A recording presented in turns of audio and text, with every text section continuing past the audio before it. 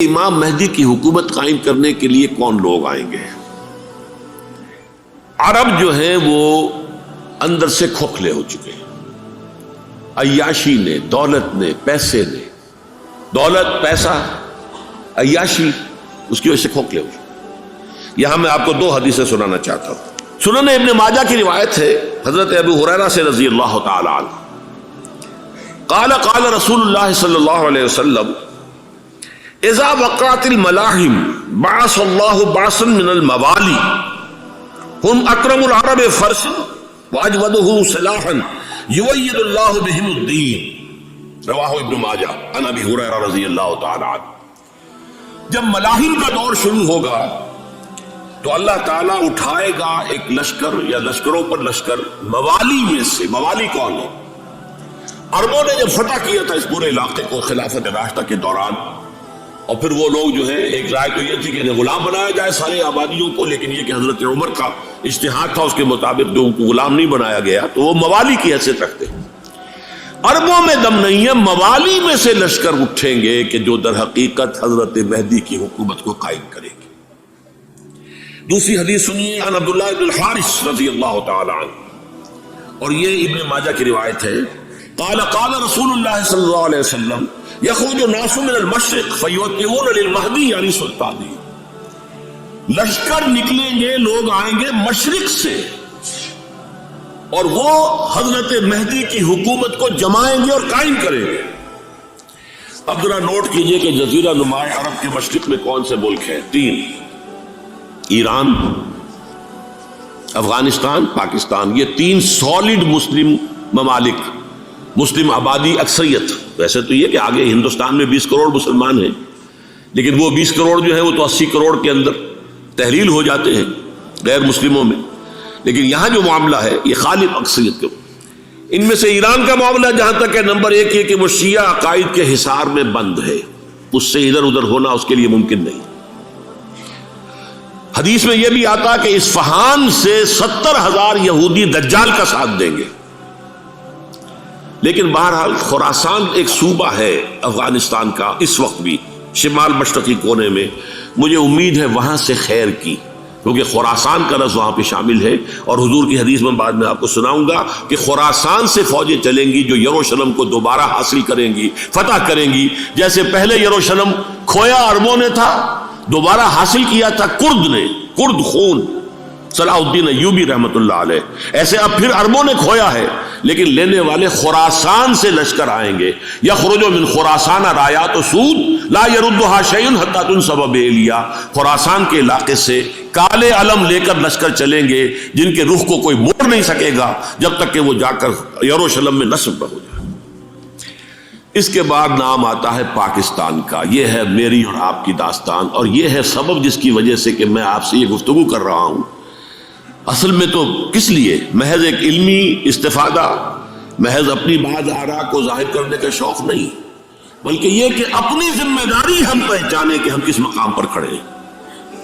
دیکھیے، اس پاکستان کے بارے میں یا ہندوستان کے بارے میں علامہ اقبال نے کہا تھا اپنے ترانہ ملی میں، میرے عرب کو آئی ٹھنڈی ہوا جہاں سے، میرا وطن وہی ہے، میرا وطن وہی ہے۔ اور مجھے بتایا گیا کہ سنن ابی داؤد میں یہ روایت موجود ہے کہ حضور نے فرمایا کہ ہندوستان کی طرف سے مجھے ٹھنڈی ہوا آتی، اگرچہ مجھے وہ حدیث ابھی نہیں ملی ہے، لیکن حزب التحریر کا ایک کارڈ مجھے ملا تھا، تو اس میں اس حدیث کا اور اس میں ابو داؤد کی روایت کا حوالہ موجود تھا۔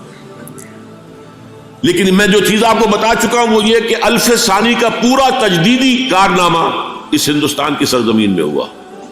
مجدد الف ثانی شیخ احمد سرندی، شاہ ولی اللہ دہلوی، سید احمد بریلوی، وہ تو ہمارے پاکستان میں آ کر جو ہے ان کا خون جذب ہوا عرض پاکستان میں۔ پھر شیخ الہند مولانا محمود حسن۔ تحریک خلافت چلی تو صرف ہندوستان میں چلی اور کہیں نہیں چلی۔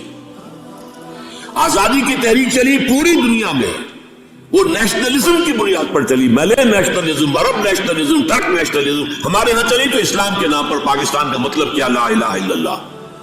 پھر پاکستان قائم ہوا معجزے کے طور پر، بلکہ نازل ہوا ہے لیلۃ القدر میں، انا انزلناہ فی لیلۃ القدر، جیسے قرآن نازل ہوا لیلۃ القدر میں، یہ پاکستان بھی نازل ہوا لیلۃ القدر میں۔ اس کا برقرار رہنا ابھی تک معجزہ ہے. ہندو یہ سمجھتا تھا، کانگریس سمجھتی تھی کہ جھٹپٹ ختم ہو جائے گا. پھر یہ کہ اس کا قرارداد مقاصد کا پاس ہو جانا، مزید بھی اور اضافی دفعات دستور میں آ جانا، اب کمرشل انٹرسٹ کو ربا قرار دے کر حرام قرار دینا، یہ سارے لینڈ مارکس ہیں کہ جو اشارہ کر رہے ہیں کسی چیز کی طرف، معاملہ کدھر جا رہا ہے. پھر یہ کہ یہ جو 14ویں صدی کے مجدد تھے شیخ الہند، اس کے بعد سے کچھ ایسی شخصیتیں عظیم پیدا ہوئی ہیں ہند میں جن کو میں سمجھتا ہوں کہ 14ویں صدی کے مجدد اور 15ویں صدی کے مجدد کے درمیان یہ 15ویں صدی کے مجدد کی راہ کو سیدھا کرنے والے، جیسے کہ حضرت یحییٰ نے کہا تھا میں تو آنے والے کا راستہ سیدھا کر رہا ہوں حضرت عیسیٰ کے لیے، ایسے ہی 15ویں صدی کے لیے امام مہدی کے لیے راستہ صاف کرنے والے سب سے پہلے علامہ اقبال، جنہوں نے اسلام کا تصور دین کی حیثیت سے دوبارہ زندہ کیا ہے، ورنہ اسلام ایک مذہب کی شکل اختیار کر چکا تھا.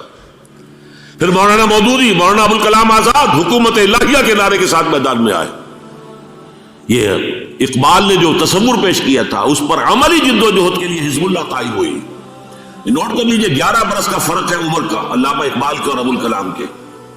اور 1913 میں جب حزب اللہ قائم کیا اس وقت علامہ اقبال کی ملی شاعری اپنے عروج کو پہنچ چکی تھی. پھر یہ کہ علامہ اقبال کے بعد تعمیل جو ہے اس کام کی وہ ابوالکلام نے کی، لیکن روایتی علماء کی شدید مخالفت کی وجہ سے وہ بدل ہو کر چھوڑ گئے، کانگریس میں شامل ہو گئے، بساط جو ہے حزب اللہ کی انہوں نے لپیٹ دی.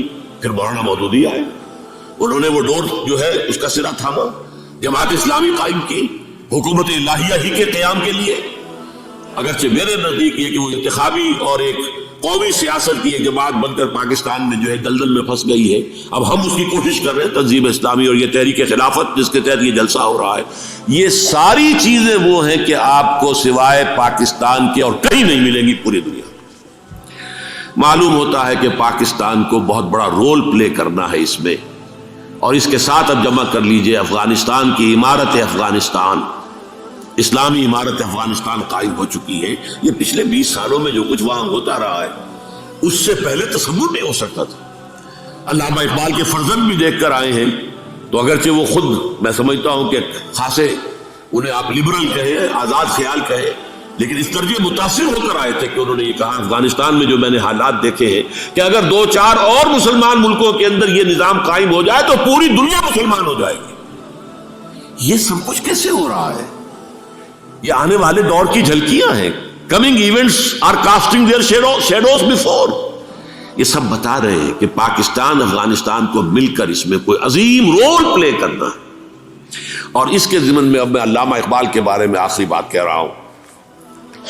علامہ اقبال کے بارے میں عام یہ خیال ہے، انہوں نے اپنے خطبات میں مہدی کا اور نزول مسیح کا، حالانکہ میں کل پڑھ رہا تھا مولانا سید احمد اکبر آبادی رحمۃ اللہ علیہ کا ایک مقالہ ان کا کہ علامہ اقبال نے ابن خلدون کے بارے میں یہ کہا ہے کہ مہدی کا اور نزول عیسیٰ کا دونوں کا انہوں نے انکار کیا ہے، حالانکہ ابن خلدون نے نزول عیسیٰ کا انکار نہیں کیا، صرف مہدی کا انکار کیا ہے. بہرحال علامہ اقبال نے خطبات میں انکار کیا ہے. لیکن یہ کہ اپنی شاعری کے اندر میں چیلنج کرتا ہوں کسی بڑے سے بڑے اقبال شناس کو، ان کا یہ شعر ذرا سنیے: خضر وقت از خلوت دشت حجاز آید بروں، کارواں زی وادی دور و دراز آید بروں. خضر وقت، امام وقت، رہنمائے وقت، قائد وقت، خلوت دشت حجاز، حجاز کی صحرا کی کسی خلوت گزینی سے نکل کر باہر آئیں گے.